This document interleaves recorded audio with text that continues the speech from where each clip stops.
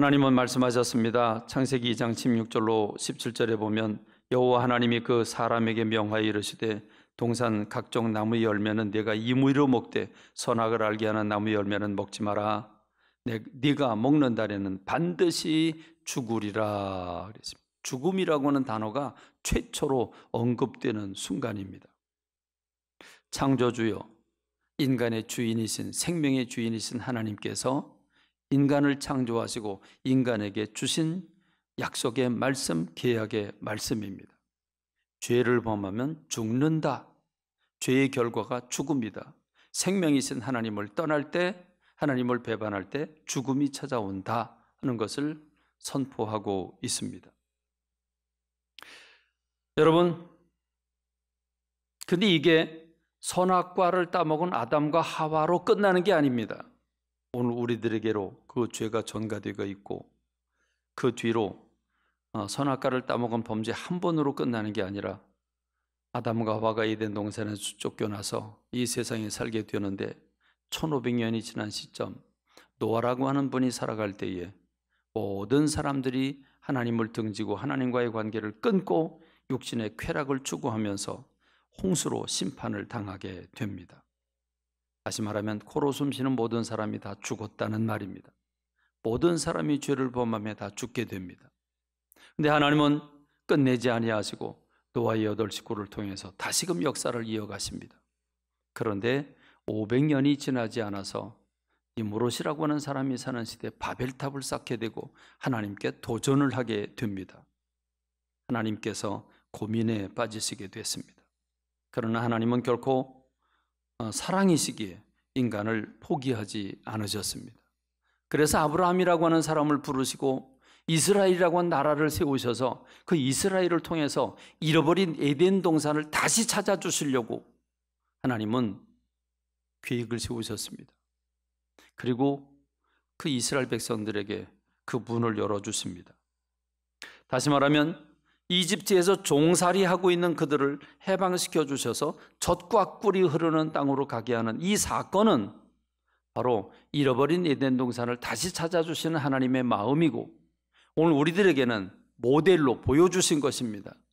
죄에 빠진 모든 인생들 가운데서 우리들을 해방시켜 주셔서 저 젖과 꿀이 흐르는 하나님의 나라, 저 천국으로 우리를 이끌어 주시는 것을 미리 보여주신 사건이 이스라엘입니다. 그래서 구약은 모델이고 모형이라고 말하지 않습니까? 그렇습니다. 이 사건, 이스라엘 백성들을 종살이하던 이집트에 종살이하던 이스라엘 백성들을 건져내셔서 해방시켜 주셔서 젖과 꿀이 흐르는 땅으로 가게 하시는 이 계획을 주님이 모세에게 말씀을 하십니다. 이스라엘 백성들에게 제안을 하고 계십니다. 출애굽기 19장 5절로 6절의 말씀을 보면 세계가 다 내게 속하였나니 너희가 내 말을 잘 듣고 내 언약을 지키면 너희는 모든 민족 중에서 내 소유가 되겠고 너희가 내게 대하여 제사장 나라가 되고 거룩한 백성이 되리라 라고 제안을 하셨습니다. 그리고 이스라엘 백성들은 이렇게 대답을 합니다. 출애굽기 24장 3절에서 모세가 와서 여호와의 모든 말씀과 그의 모든 율례를 백성에게 전하매 그들이 한 목소리로 응답하여 이르되 여호와께서 말씀하신 모든 것을 우리가 준행하겠습니다 그랬습니다. 하나님은 제안을 하셨고 이스라엘 백성들은 지키겠다고 대답을 했습니다. 그래서 하나님은 그러면 이스라엘 백성 너희들과 나 사이에 계약을 맺자. 그리고 주님 계약을 하십니다. 그 계약서를 주고받는 그것이 출애굽기 24장 4절로 8절의 말씀입니다. 이 부분을 보면 계약을 할 때 하나님과 이스라엘 백성들이 그 죄로부터 해방시켜내서 젖과 꿀이 하나님의 그 젖과 꿀이 흐르는 그 땅 에덴 동산을 다시 찾아주시는 그것을 조건으로 하고 계약을 할 때 계약의 핵심이 뭔지 여러분 한번 제가 성경 읽을 테니까 그 핵심 키워드를 찾아내 주시기 바랍니다. 모세가 여호와의 모든 말씀을 기록하고 이른 아침에 일어나 산 아래 제단을 쌓고 이스라엘 12지파대로 12기둥을 세우고 이스라엘 자손의 청년들을 보내어 여호와께 서로 번제와 화목제를 드리게 하고 모세가 피를 가지고 반은 여러 양푼에 담고 반은 제단에 뿌리고 언약서를 가져다가 백성에게 낭독하여 듣게 하니 그들이 이르되 여호와의 모든 말씀을 우리가 준행하겠습니다. 모세가 그 피를 가지고 백성에게 뿌리며 이르되 이는 여호와께서 이 모든 말씀에 대하여 너희와 세우신 언약의 피니라. 여러분, 핵심 키워드가 무엇입니까? 그렇습니다. 피죠. 피입니다. 하나님과 이스라엘 백성들과 계약을 맺는데 계약을 맺는 증거물이 뭐냐? 피입니다. 피로서 증거를 삼습니다. 자, 양과 염소를 잡아서 그 피를 제단에 뿌리고 제단 뿔에 뿌리고 그리고 이스라엘 백성들이 언약을 지키겠다고 선포를 하고 그리고 그 피를 이스라엘 백성들에게 뿌립니다. 그러니까 하나님과 이스라엘 백성들 사이에 그 언약으로 맺어주는 증거물이 피라는 것입니다. 그러면 여러분 생각해 보시죠. 왜 이렇게 피를 강조하고 있습니까? 왜 피를 뿌리면서 언약을 맺는 겁니까? 우리들로 말하면 도장 찍는 건데 피를 뿌리는 게 도장 찍는 거 아니겠습니까? 왜 피로써 언약을 맺느냐 이 말이죠. 레위기 17장 11절에 보니까 육체의 생명은 피에 있음이라 그랬습니다. 육체의 생명은 피에 있음이라 그랬습니다. 무엇입니까? 피를 걸고 피로써 언약을 맺었다는 말은 목숨을 걸고 생명을 걸고 언약을 지키겠다고 한 것입니다. 그러므로 언약을 지키지 않으면 어떻게 되죠? 생명을 잃어버리게 되는 거지요. 피로써 맹세를 했다, 피로써 언약을 맺었다 하는 말은 생명, 목숨을 내놓고 이 언약을 지키겠다고 하는 것입니다. 그러므로 언약을 지키지 못하면 죽어야 되는 겁니다. 이걸 어디서 말씀해 주고 있습니까? 하나님께서 아담과 하와에게 이 선악과를 따먹으면 정령 죽으리라는 말씀과 똑같은 맥락에서입니다. 에덴 동산은 잃어버린 에덴 동산을 다시 찾아주실 때 하나님이 아담과 하와에게 한 것처럼 이스라엘 민족에게도 똑같이 피로써 언약을 맺었다는 말입니다. 생명을 걸고 언약을 맺었다는 말입니다. 그러므로 인간에게 죽음이 왜 찾아옵니까? 죄 때문에 찾아옵니다. 죄의 결과입니다. 하나님을 배신한 결과가 죽음이라고 하는 형벌이 찾아오게 된 것입니다.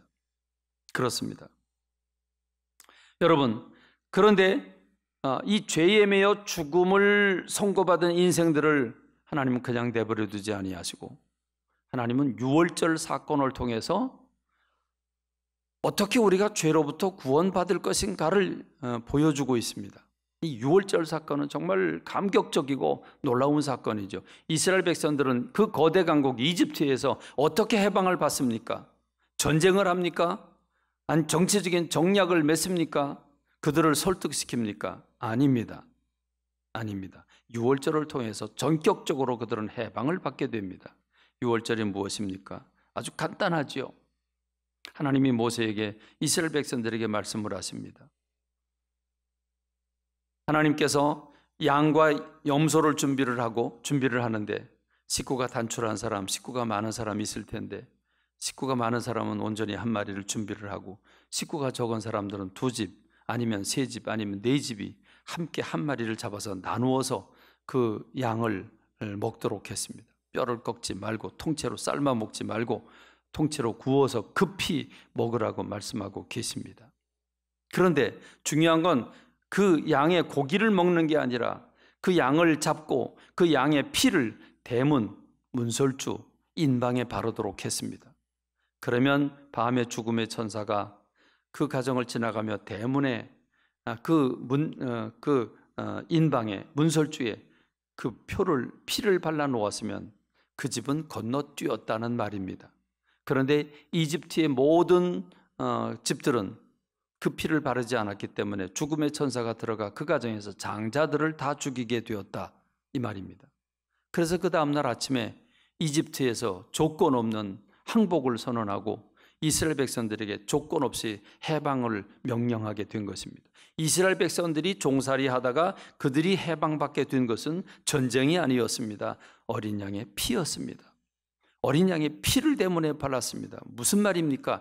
양이 그 가정에서 죽을 장자 대신에 양이 죽었다는 말입니다. 양이 대신 죽어 피를 흘림으로써 그래서 이스라엘 백성들은 구속을 받습니다. 이걸 대속이라고 말합니다. 대신 속해졌다는 말입니다.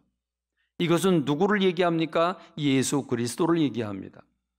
그렇습니다. 예수 그리스도가 오셔서 죄 가운데 빠진 우리들을 구원해 하나님의 백성, 천국 백성으로 삼으시는 것을 미리 이스라엘 백성들을 통해서 보여준 사건입니다. 그렇습니다. 여러분, 하나님께서 오늘 우리에게 주신 이 은혜가 얼마나 큰지요. 여러분 한번 생각해 보십시다. 오늘 우리 인생들이 어느 누구도 예외가 없는데 우리 하나님께서 우리를 죄악 가운데서 구원하신 것은 예수 그리스도의 십자가의 보혈을 통해서 우리를 구속시켜 주셨다고 하는 것, 이거는 생각해 보면 자다가도 벌떡 일어나야 되는 정말 감격적인 사건이고, 인간이 죽음이라고 하는 이 화두 앞에서 두려워 떨고 절망적이고 불가항력적인 이 죽음이라고 하는 걸 생각해 본다면, 죽음으로부터 구원받는, 대속받는, 생명을 받는 이 사건은 말할 수 없는 감격과 기쁨과 여러분 격정 아니겠습니까? 오늘 우리가 이것을 너무 잃어버리고 살고 있습니다. 그런데 여러분, 하나님은요, 한 번 유월절 사건으로 해방시켜 주시고 죄로부터 구원해 주신 것으로 끝나지 않고, 우리가 일상적으로 죄를 지을 때 그 죄를 짓는 것으로부터 용서를 받고 대속받는 길도 제도적으로 열어주셨습니다. 그게 바로 제사제도죠. 레위기에 보면 제사법이 나오는데 그 핵심은 속죄제입니다. 여러분, 속죄제가 무엇입니까? 죄를 속하는 제사를 가리켜서 속죄제라고 말합니다. 여러분, 레위기 4장 27절로 31절의 말씀을 보면, 만일 평민의 한 사람이 여호와의 계명 중 하나라도 부지 중에 범하여 허물이 있었는데 그가 범한 죄를 누가 그에게 깨우쳐주면, 다시 말해서 죄를 깨닫게 되면 그는 흠없는 암염소 또는 양을 끌고 와서 그 범한 죄로 말미암아 그것을 예물로 삼아 그 속죄 제물의 머리에 안수하고, 무슨 말입니까? 이 사람이 깨달은 죄가 있어요, 죄목이 있어요. 그러면 어린 양을 끌고 와서 또는 염소를 끌고 와서 양과 염소의 머리에 그 사람의, 그 죄인의 손을 얹고 제사장이 이 사람의 죄를 이제 이 양에게 전가를 시키는 겁니다. 그럼 이 양이 이 사람의 죄를 뒤집어 쓴 죄의 양이 됩니다. 죄는 죽음이죠. 죽음으로 결과를 가져가야 합니다. 그러니까 이 양을 죽이는데 피를 제단 사면에 뿌리고, 그리고 양 고기를 올려놓아 태워서 하나님 앞에 불태워 드리는 것을 말합니다. 그러면 그 사람의 죄를 사함받게 되겠다 말씀합니다.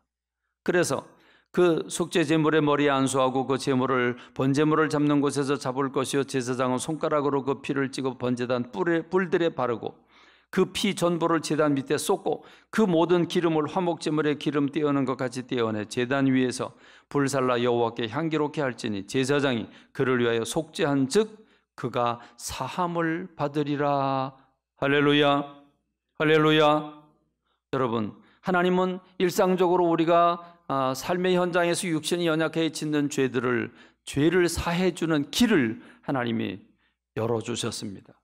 이렇게 언제든지 죄를 지을 때마다 내가 죽어야 되는데, 그 죄값은 사망이니까 내가 죽어야 되는데 나 대신 대신 속해주는 양, 염소를, 그에게 죄를 뒤집어 씌워서 그로 하여금 그 염소가 죽어져서, 양이 죽어져서 내 죄가 사함받는 그런 은총을 허락해 주셨다는 것입니다. 할렐루야. 여러분, 이 은혜가 얼마나 큽니까? 이것도 역시 누굴 가리킵니까? 예수 그리스도를 가리키고 있습니다. 마태복음 20장 28절에 보면 인자가 온 것은 섬김을 받으려 함이 아니라 도리어 섬기려 하고 자기 목숨을 많은 사람의 대속물로 주려 함이라 그랬습니다. 세례 요한이 세례를 주다가 회개하라 천국이 가까워 왔느니라 세례를 주다가 예수님이 세례 받으시러 오시는 그 모습을 보고 이렇게 선포를 합니다. 보라, 세상 죄를 지고 가는 하나님의 어린 양이라고 선포하고 있습니다. 요한계시록에 보면 어린 양으로 죽었다가 다시 살아나신 이라고 예수님을 소개하고 있습니다. 그렇습니다. 여러분, 요한이라고 하는 제자는 오늘 우리가 읽은 성경 말씀 속에서 이 예수님의 십자가 사건을 어떻게 소개하고 있습니까? 오늘 이 십자가 사건을 어떻게 소개하고 있습니까? 오늘 우리가 읽은 본문의 말씀입니다. 그 후에 예수께서 모든 일이 이미 이루어진 줄 아시고 성경을 응하게 하려 하사 이르시되 내가 목마르다 하시니 거기 신포도주가 가득히 담긴 그릇이 있는지라. 사람들이 신포도주를 적신 해면을 우슬초에 매어 예수의 입에 대니 예수께서 신포도주를 받으신 후에 이르시되 다 이루었다 하시고 머리를 숙이니 영혼이 떠나가시니라 그랬습니다. 예수님이 이 땅에 오셔서 회개해라 천국이 가까이 왔느니라 말씀을 하셨는데 십자가를 지시면서 마지막 운명하기 직전에 하신 말씀 다 이루었다는 말씀을 선포하고 계십니다.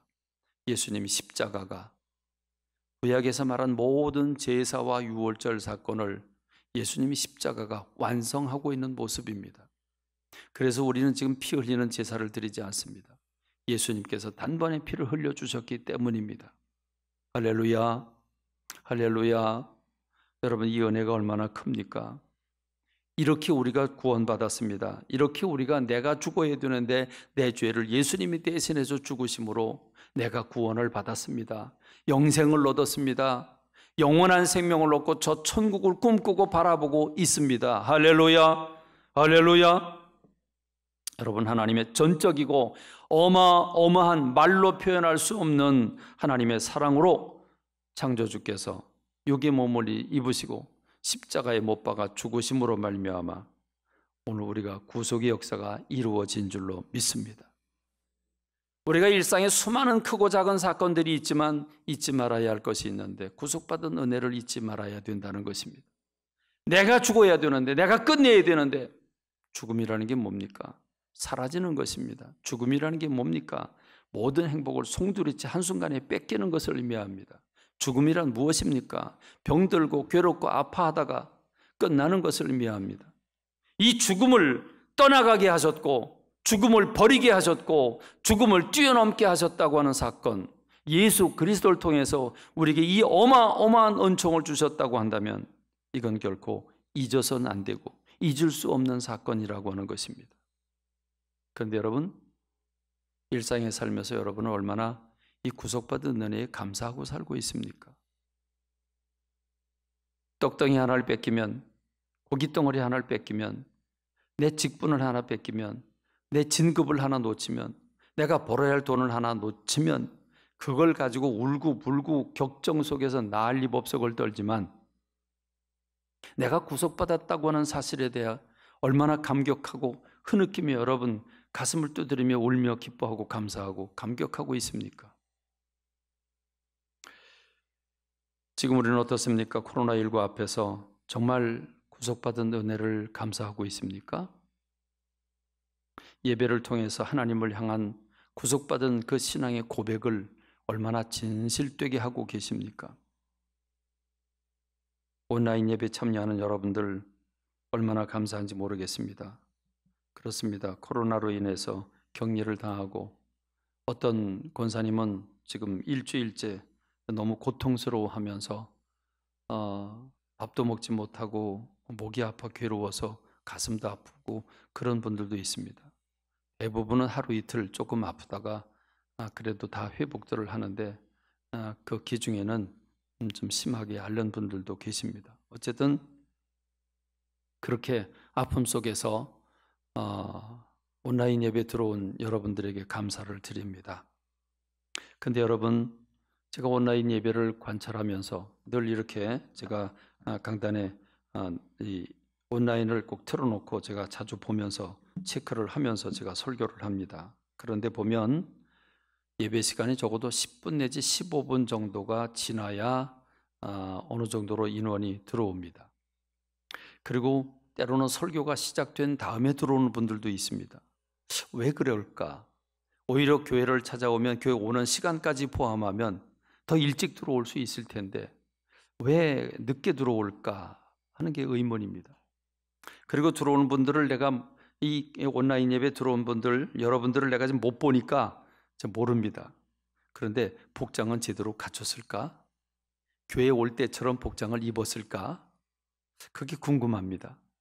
그리고 찬송은 소리내서 부를까? 그게 궁금합니다.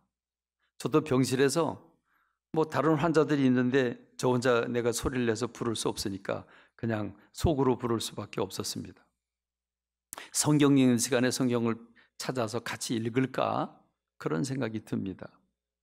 참 묘하지 않습니까? 여러분, 찬송도 부르고 성경도 읽어야 되고, 그런데 숫자가 말입니다. 실시간에 들어온 분들을 이 숫자를 보면 이게 줄었다가 늘었다 그래요.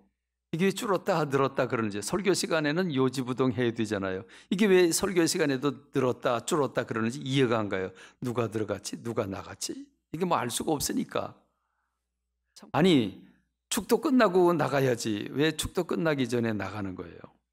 그래서 온라인 자체를 나무라는 게 아닙니다. 온라인으로 들을 수밖에 없는, 부득불 들어올 수밖에 없지만 우리 예배 어떻게 드려야 됩니까? 이 구속받은 은혜에 감사해서 진정으로 드려야 합니다. 진심으로 드려야 합니다. 중심으로 드려야 합니다.